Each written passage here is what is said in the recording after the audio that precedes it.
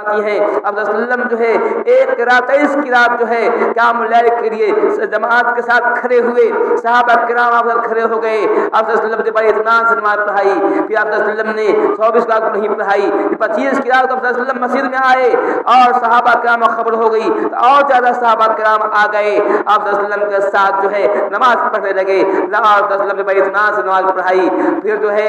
27 کی رات کو اور صحابہ کرام جمع ہو گئے حتیٰ کہ مسجد جو ہے بھر گئی، اور جو ہے آپ صلی اللہ علیہ وسلم جو ہے اس رات کو بھی جو ہے آپ تراویح کی نماز پڑھائی۔ اس کے بعد 29 کی رات کو اتنے لوگ آ گئے مسجد تنگ ہو گئی، آپ صلی اللہ علیہ وسلم جو ہے گھر میں تھے آپ صحابہ کرام جو ہے کھڑ رہے تھے، چاہتے تھے کہ آپ صلی اللہ علیہ وسلم جو ہے مسجد میں آئے، ہمیں نماز پڑھائے، آپ صلی اللہ علیہ وسلم مسجد میں نہیں آئے، آپ مسجد میں نہ آئے، یہاں تک کہ اذان کا وقت ہو گیا، اذان ہو گئی تو آپ صلی اللہ علیہ وسلم مسجد میں آئے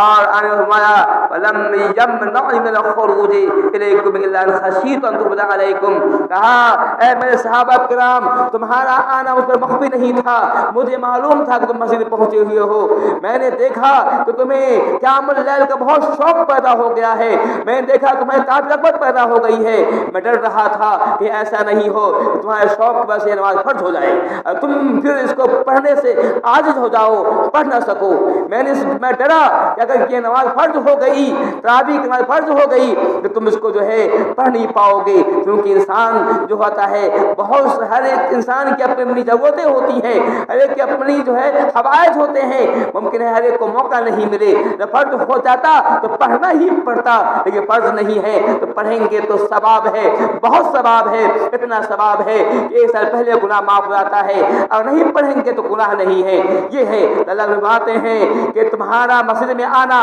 مجھ میں مخفی نہیں تھا، مجھے خبر ہو گئی تھی کہ مسجد میں پہنچے ہوئے ہو، میرا انتظار کر رہے ہو کہ میں آؤں تمہیں نماز پڑھاؤں، لیکن میں ڈر رہا تھا انی خشیت ان تبدا علیکم، میں ڈر لگا کہ کہیں یہ نماز فرض نہ ہو جائے اور تم جو ہے اس کے پڑھنے سے عاجز نہ ہو جاؤ، اس لیے میں جو ہے نہیں نکلا۔ معلوم ہوا کہ آپ صلی اللہ علیہ وسلم نے اس لیے وہ دن نہیں آئے تھے کہ کہیں نماز فرض نہ ہو جائے، کیونکہ صحابہ کرام رضی اللہ عنہم کو عبادت کا بہت شوق تھا، جب انہیں معلوم ہوتا تھا کہ حضرت وسلم کوئی عمل کر رہے ہیں تو وہ اس کو کرنے میں جلدی کرتے تھے۔ صحابہ کرام چونکہ مکمل طور سے پکے مسلمان تھے، پکے ایمان والے تھے، آج ہم جیسے مسلمان نہیں تھے کہ آج ہم فرض نماز نہیں پڑھتے ہیں، فرض نماز سے دور رہا کرتے ہیں، وہ تو صحابہ کرام ایسے تھے وہ نفل نماز کو پڑھنے میں مسابقہ کرتے تھے، مقابلہ کرتے تھے، چاہتے تھے کہ ہم ان سے ایک دوسرے سے آگے بڑھیں۔ وہ حدیث بھی آپ کو یاد ہوگی، غریب صحابہ کرام میں کچھ امیر بھی تھے، کچھ غریب تھے، غریب صحابہ کرام آتے ہوئے رہا کرتے تھے۔ یہی وجہ ہے کہ جب آپ صلی اللہ علیہ وسلم نے قیام اللیل پہلی رات کیا تو لوگ کم تھے، بعض لوگوں کو معلوم ہوا، جس کو معلوم ہوا دو سے زیادہ اور لوگ ہو گئے، جس سے اور لوگ معلوم ہوا اور لوگ جمع ہو گئے، کوئی مسجد کھچا بھر گئی تھی۔ وہ صحابہ کرام کا معمول تھا، تو معلوم ہوا رسول اللہ صلی اللہ علیہ وسلم جو ہے 3 دن جو ہے قیام اللیل جماعت سے کیا ہے، اور آپ صلی اللہ علیہ وسلم جو ہے اب قیام اللیل تو کیا ہے، صحابہ کرام نے بھی کیا ہے، لیکن فردن کیا ہے، بلکہ حدیث میں ہے کہ آپ صلی اللہ علیہ وسلم زمانے میں، ابو صدیق کے زمانے میں قیام اللیل جو ہے فردن ہوا کرتا تھا، پھر بعد میں حضرت عمر کے زمانے میں قیام اللیل جو ہے جماعت سے شروع ہوا، ابھی جو جماعت سے شروع ہوئی اس وقت جماعت شروع ہوتی تھی۔ یوں ہوا حضرت عبد الرحمن بن عوف فرماتے ہیں ہم جو ہے عمر بن خطاب کے ساتھ مسجد نبوی میں آئے، ہم نے دیکھا کہ لوگ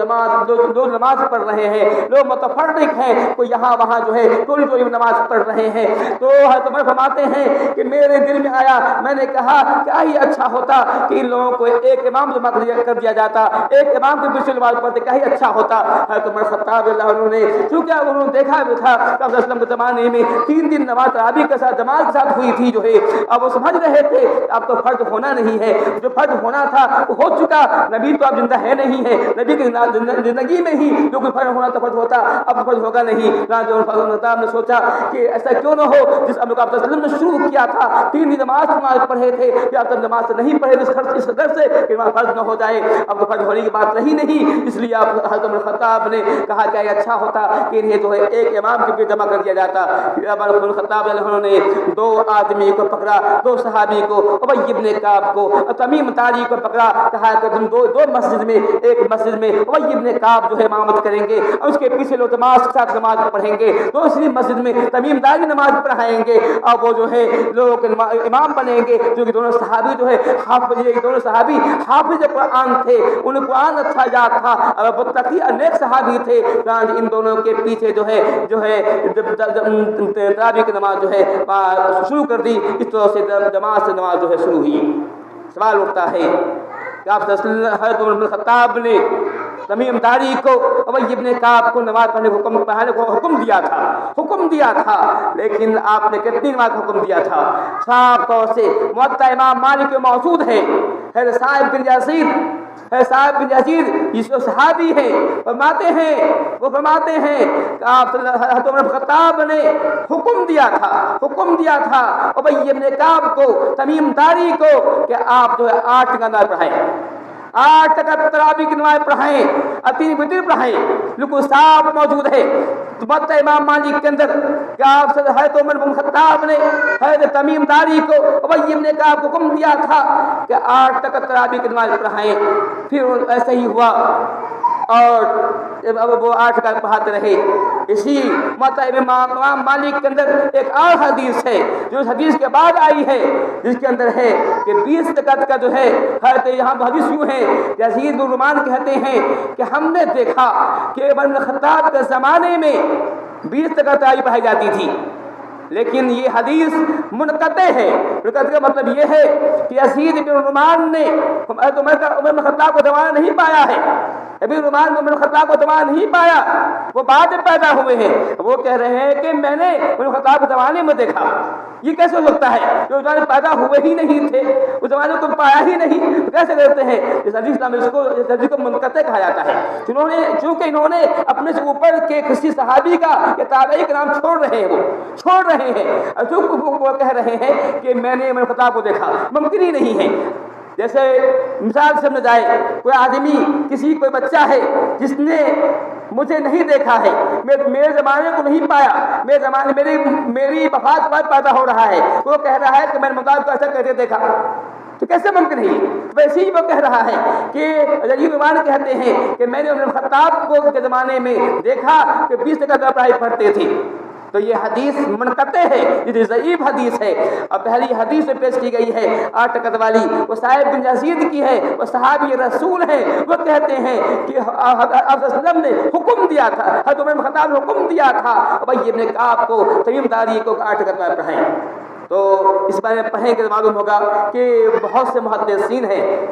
बल्कि अहनाफ के मुहद्दिसीन भी हैं जो कहते हैं कि तरावी की रकत जो है 8 रकात ही हदीस साबित है, 20 रकात जो साबित नहीं है। वो कहते हैं अलग बात है, ये नफली बात है, इतना पढ़े मना नहीं है, लेकिन नबी सल्लल्लाहु अलैहि वसल्लम जो है साबित है। तो ये बात आ रही थी, तो मालूम हुआ कि मैं ये कह रहा था कि मैं ये